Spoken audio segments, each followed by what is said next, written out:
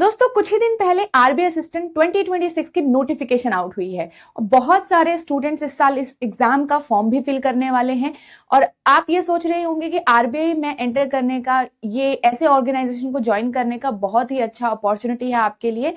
And now you are going to target this exam, but before targeting this exam आपको कुछ important चीजों का यहाँ पे ध्यान रखना है, जैसे कि आप एलिजिबल हो या नहीं हो, यहाँ पे कितना सब्जेक्ट्स आते हैं, क्या सिलेबस रहता है, क्या क्या कट ऑफ पहले ईयर्स में रही है, जो कि बहुत ज्यादा जरूरी है इस एग्जाम की तैयारी करने से पहले। तो चलिए कुछ चीजें यहाँ पे समझते हैं।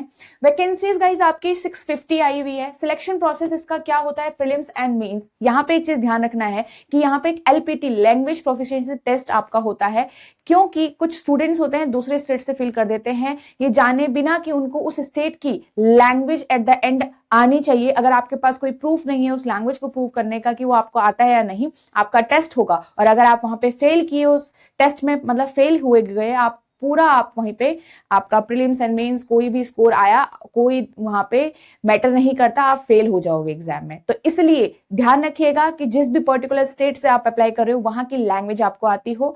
नेक्स्ट यहाँ पे eligibility criteria guys age 20 to 28 होता है। ये उन स्टूडेंट्स के लिए हैं जो जनरल और ईडब्ल्यूएस कैटेगरीज से होते हैं। SC ST OBCs and PWBD students को यहाँ पे आपको रिलैक्सेशन भी मिलता है, जो आप चेक कर सकते हो अकॉर्डिंग टू योर कैटेगरी।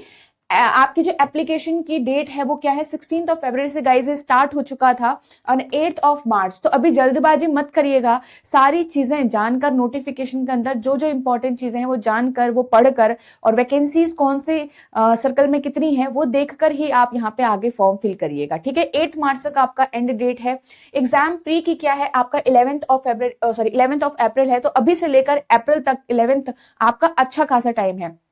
इसमें ऐसे स्टूडेंट्स भी होंगे जो बैंकिंग एग्जाम्स की पहले से तैयारी कर रहे होंगे और ऐसे स्टूडेंट्स भी होंगे जो पहली बार इस एग्जाम को दे रहे हैं, पहली बार कोई एग्जाम कॉम्पिटिटिव एग्जाम दे रहे हैं।